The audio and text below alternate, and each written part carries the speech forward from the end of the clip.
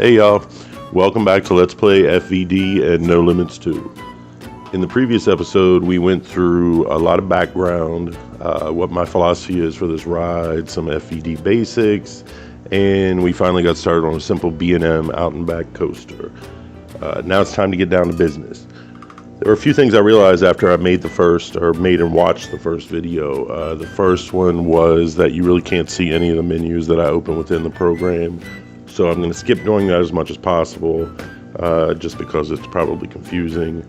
Second thing I realized was my mic is not too good, but I will take care of that sooner or later. I still think you can hear me pretty well. And the third thing that I realized is I think I want to change this to a Mack ride. Just because if we do nothing but a B&M out and back, we're going to be doing a lot of repetitive stuff. We're going to be doing the same thing over and over, and once you've got the hang of making a few airtime hills and so forth, it's going to get repetitive very quickly. So I think I instead will make this a Mack coaster so I can throw in a few inversions, particularly on the turnaround that I was having trouble with. I think I have an idea of what I want to do with that. So hang out for a while, follow along, and let's get this thing built.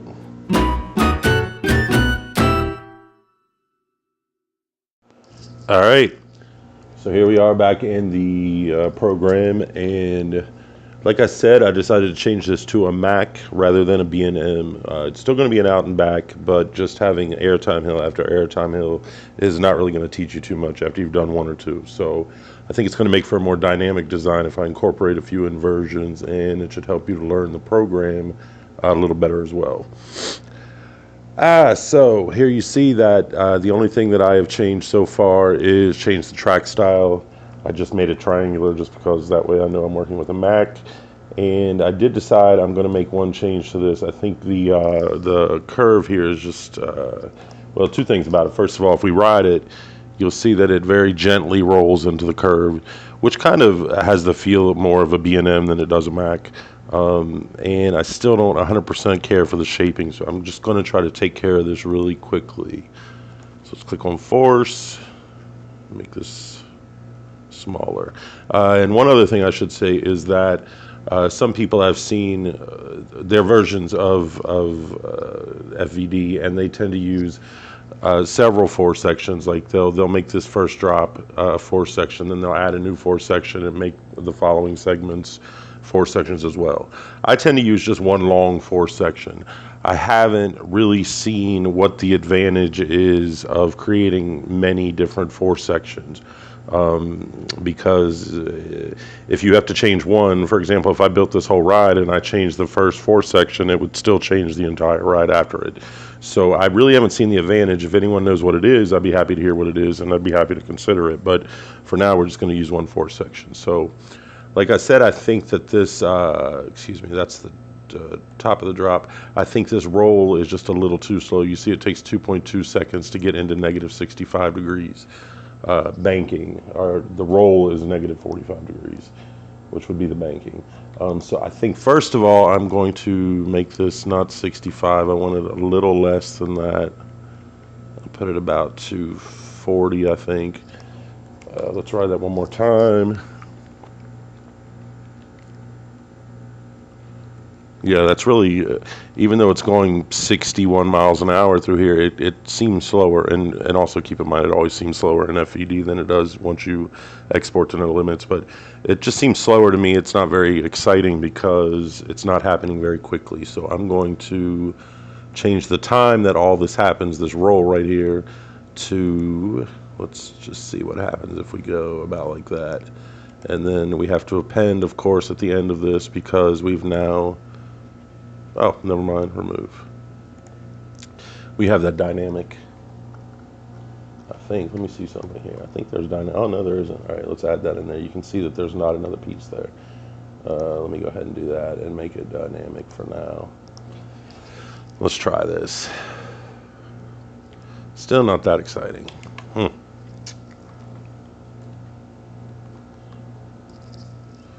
Shape is all right. I'm going to leave it like that. It's all right. We don't have to be perfect here. All right. So the title of the episode is Return to Zero. And like I said the last time, I left you hanging with that because a lot of people have trouble with that. They get to the point where they know how to do the banking And you see down here we're at a, what angle are we at now?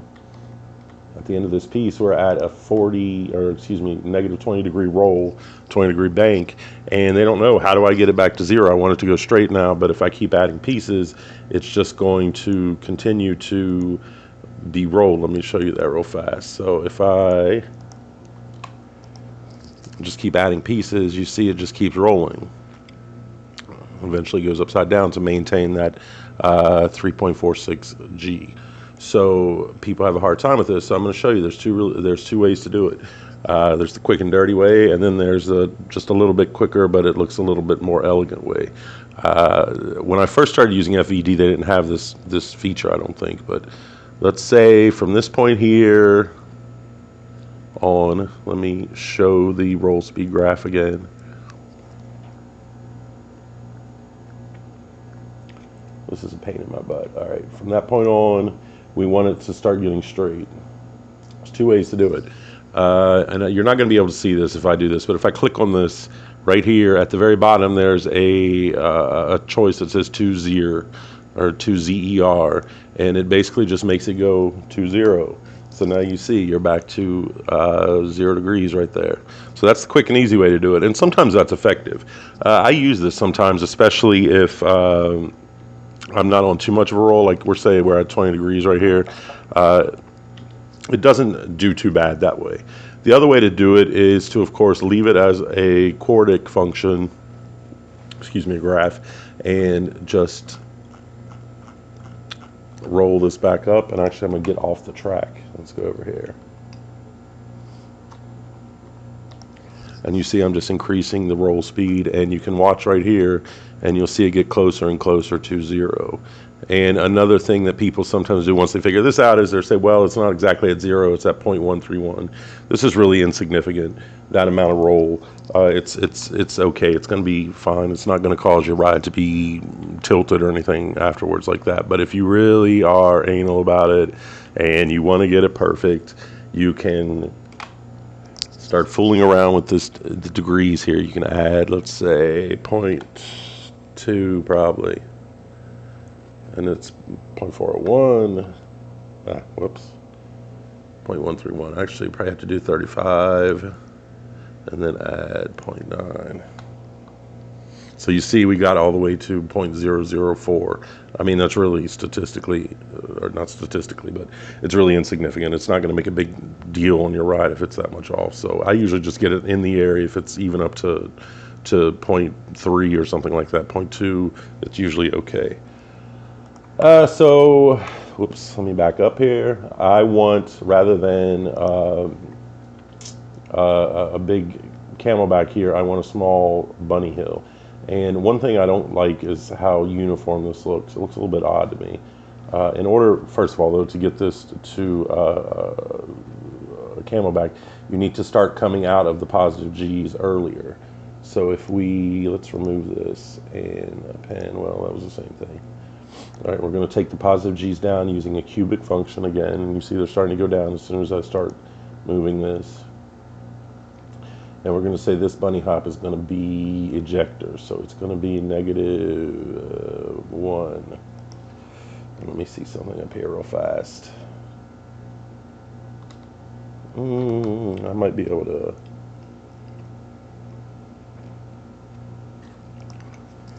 I want it to go off just a little bit more this way. So I'm going to go back here. Remember that this is what causes it to roll right there, and that's shaping the direction going forward here.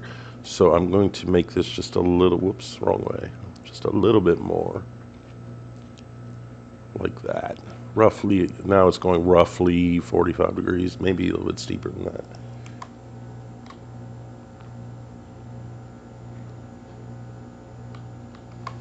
All right, and I'm also going to make this, I'm actually going to use the 2-0 here. You can't see it, but I'm choosing 2-0 at the very bottom. And let's see if you can notice a difference when riding this. A little bit. It sometimes comes out, for some reason, when you first add it, if you use the 2-0 function, it comes out a little bit like weird looking when you first ride it, but once you add some more track, it looks all right. So for now, I'm going to leave it like that, and I'm also going to, hold up a second here. I really want this hill to feel like it's low to the ground, even lower than that. It's like flying along the forest. So I want to take this, we went back to the time of this positive G, and I'm just going to take this down a little bit more so there it's closer to the ground here. All right, let's add, whoops, that's dynamic. So watch what's going to happen. This piece right here is now dynamic. Remember what that means. It changes with whenever I add something to the normal force. So if I append, and we're at -1 here, I can tell you this is going to look weird. It's going to go down in here, but watch. If I append, it's going down in there. But you see now, this is stretched, and this is starting to get a little wonky here. This is another thing that happens with that 2-0 function. It's not 100% perfect.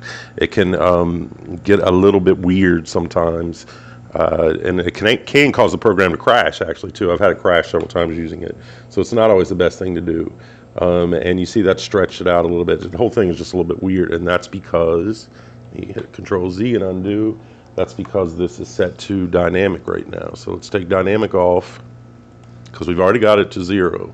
We're going to append a normal force section at -1 Gs, and then we will append another section. And you see now you don't get that. And one other thing you see right here, you see this dash line right here?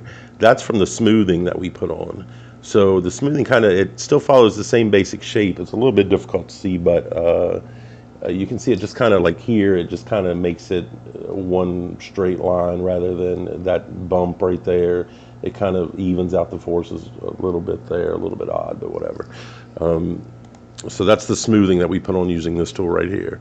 So let me move this over here. Obviously we cannot have, at this point, if you remember the ride at all, we had the first drop, we had a little bunny hop, and then we went up into a tall camelback. So we don't want it going underground just yet. So I'm going to make this smaller. In fact, I'll probably have to start, because we're so low to the ground, we don't really have time to have any kind of elongated negative section because it's going to cause it to go down. So probably we're going to have to append one more piece. Whoops. And let me make this dynamic again. All right, let's go back to this piece, and we're going to start going up to 3.5 Gs again. And let's just see if it'll stay with all, yeah, it's going to be fine. In fact, we might be able to make it a little longer. No, let's leave it there, about 3.6. All right.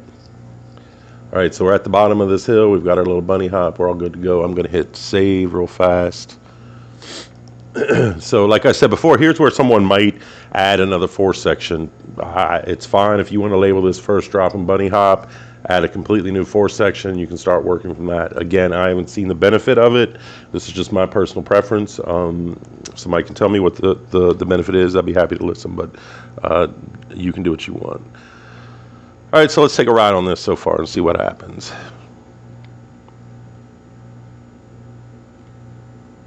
All right, 59.60 seems to be going fast. This first turn is still a little bit, I'd like it maybe a little bit more snappy, but I think it'll do. It's in the style of the ride that I already created, so I'm going to leave it like that for now. All right, so now we're going to go up to the camelback. We're pulling, what does this say? So it's append, up. So that looks roughly about where we want to start also doing the, let me move over here. That looks roughly about where, maybe a little bit long. I'm going to shorten this just a little bit.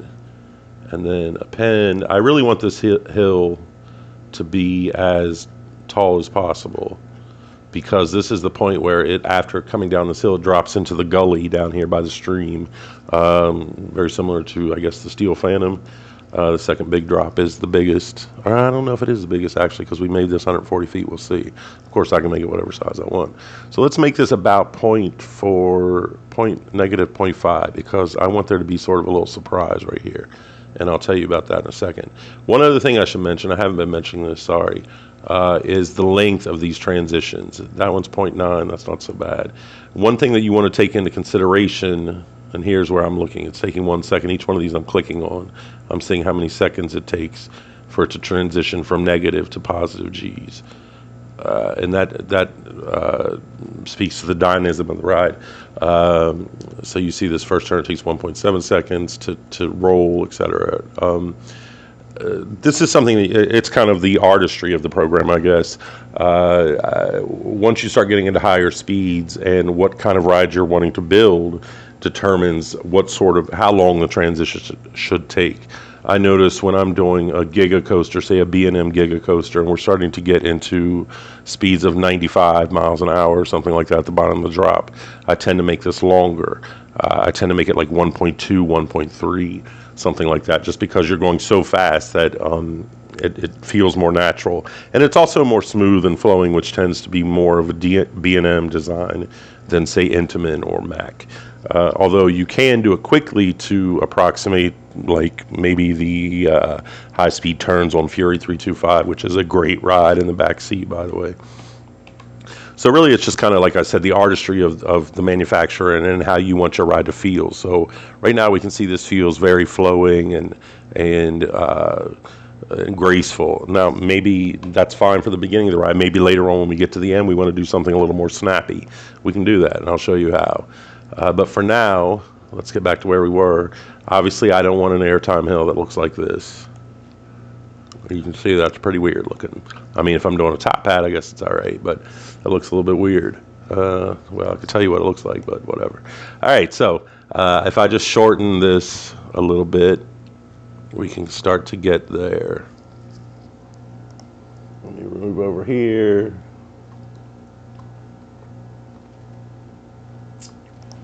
That looks a little like a cross between a B&M and a Intamin to me.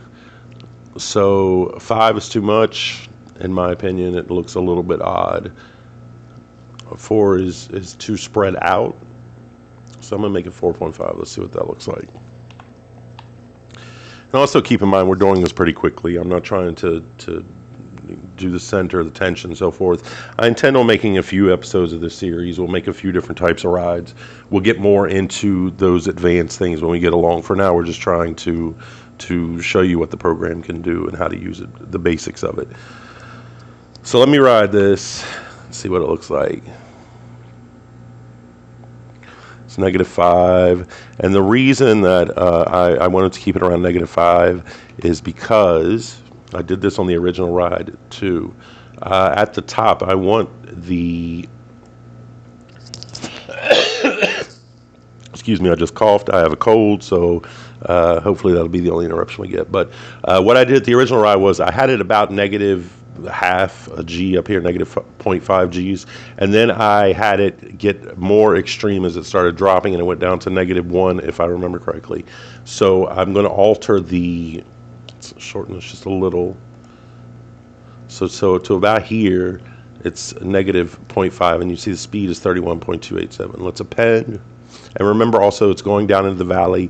I'd say we're going to go down about 25 feet. So keep an eye right here for where we are right now. We're at 72 feet. We're going to go about -25 feet under the grid. So I want this to go down some more within 1 second to, let's say, -1.2. Let's scare the hell out of them. And I might need to stretch that out a little bit. We want it to look still fairly sane looking. All right, so now it's at -1.2. 1.2 seconds, or excuse me, yeah, it's at -1.2 Gs, and it's going on for 1.2 seconds. Let me append. You see here, it's starting to look weird again. Take this up to 3.5. You don't always have to go 3.5. 3.5 I think is fairly safe for a certain amount of time, and you can check the G-force tables in several places, most notably on NoLimits Central has just posted them. That's a good reference point. If you're really trying to go for realism, it's a good reference point because there are strict limits for how long a person can stay at a certain G-force range. And it's very helpful to keep an eye on that just to make it look more realistic. All right, so we got that at 3.4. I might take it up just a little bit. Whoops. I might take it up just a little bit more because the ride is called Something Wicked. I don't want it too extreme, but I want it at least a little bit. This is looking a little bit weird to me. We'll fix that in a minute. All right, so we got it up to about 3.65. I'll leave it there. Let's append, and then let's see how far underground it is. So that's way too far. So you see that we are negative 50 feet down. And if I remember correctly, let me see something here, what it looks like. I guess I could deal with that.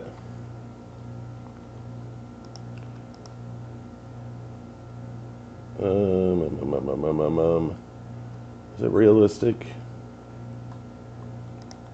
Maybe I'll bring it up just a little bit. All right, so let me shorten this just a little to bring it up. I'm going to shorten this to 1.1 second, just to make it a little bit more realistic. If you really want to show something that's got like a deep gully, that's fine.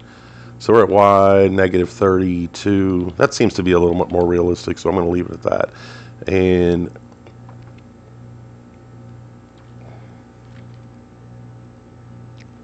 riding it seems okay. I would probably fool around with that a little more, but since we're doing just a quick tutorial here to try to perfect it, but since we're doing a quick tutorial here, I'm not going to. I'm just going to leave it like that. And the one thing I do want to do, though,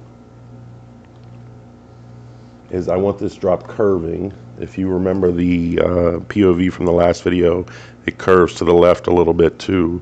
I wanted to do that just to throw in a little bit of difference here. So all this time we've been using dynamic roll because it's not been rolling. It's been going straight since that point.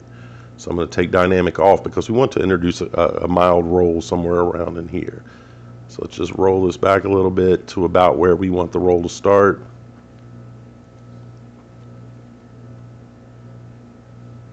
We can do something gradual.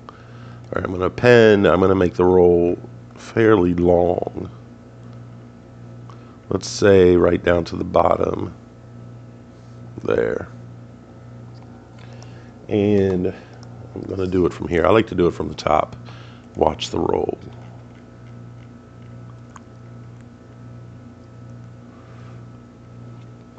All right. All right, that doesn't look too bad. Remember, we're doing quick and dirty, so it doesn't have to be perfect at this point. Let me see. And one other thing to keep in mind here is I really would kind of like for this to be, so we went roughly 45 degrees here. I'd like it to come roughly 45 degrees back. You have to remember, let me append here and make this, we're going to go up to the top of the, all right, so it's coming out of the gully, and we're going to make this, we're going to use that 2-0 function again. So I'm just clicking here. I know you can't see it. I'm going all the way to the bottom and hitting 2-0. And that's in 1 second. Let me see what that ride's like.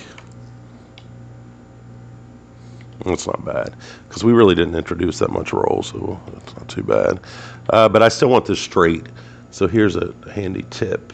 Let me append one more thing. I'm going to take it up to the top of this next bunny hill, or camelback, and then we're going to end this episode, and the next time we'll do the turnaround. But let me just get up here and get this done real fast. So that's about 1. Let's take it down to,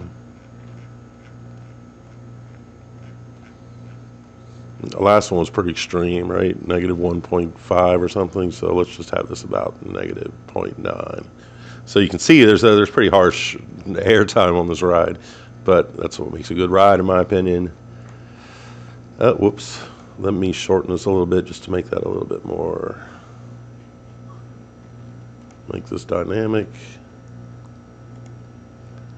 And we're going to pop this over the top. And that's not what I wanted. I don't want it to look like that. That looks a little bit odd. So what we're going to do is just shorten this a little bit, because I want it to be going fast too over some of these hills. I don't want it slowing to a crawl. So let's see something roughly like that. Plus you want a variety of hill heights, obviously. That makes a more dynamic and interesting coaster. So let's see here.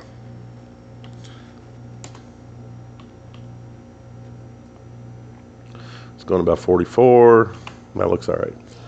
All right, so remember what I said. I wanted it to be going pretty much straight. I wanted it to be aligned with the grid here. So it's still going off to kind of a curve. So I think what I'm going to do is first I'm going to make this a little bit longer, because that'll change the amount of time it takes to return to 0. because this is the area right here underground that I'm fixing. So I'll make that a little bit longer, 1.2. And I then am going to make this about like that. And that's roughly straight. It's straight enough. I'm not going to get all down and dirty right now to where it's got to be following the grid. You'll see when we get to the end of the ride that you really have to start fiddling with values if you're trying to align it perfectly with the station. All right, so let's see where we are.